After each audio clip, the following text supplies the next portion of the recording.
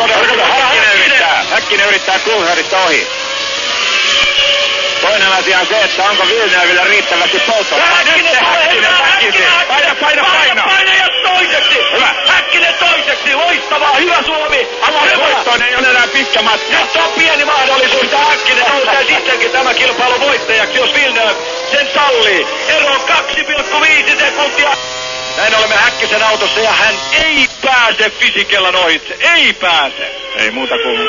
Tuossa olisi ollut tuo paikka. No se on vielä se tulee. Siinä se tulee. Hyvä. Häkkinen on ohi. Ja nyt Villeneuve puolitoista kierrosta Urboukin. Tuleeko se voitto sittenkin Suomeen, että Häkkinen voittaa ja Villeneuve on toisena? Mika!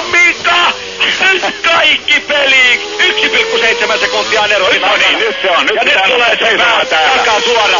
Mennään toiseksi viimeistä kertaa. Nyt tulee, mutta tämä on viimeinen kierros. Tämä on viimeinen kierros ja sen on onnistuttava nyt. Oi mieletöntä, tuleeko se Paina. Takaa suoraan nyt, Mika!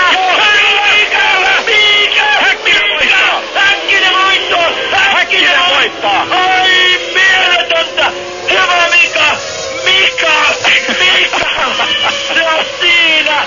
Sieltä se tulee! Ja Kulharki ohi! Toiseksi! Mieletön juttu! McLarenille kaksoisvoitto! Ei, Kuusa hyytyy! Mikä voittaa? Ei hyytynyt, mutta Kulharki taisi mennä vielä Villeneuvestä aivan tuolta. Ei mennyt. Kolmas. Mika Häkkinen otti urallaan ensimmäisen voiton. Ai, mahtava juttu. Häkkinen voitti. Se tuli sieltä. Se on siinä. Se on siinä. McLaren Mercedeselle kaksoisvoitto. Tätä ei kukaan meiltä vie pois. Ei koskaan. Se on saatu. Ja viety historian saman tien. Hyvä Mika! 185,2 on voittajan keskituntinopeus.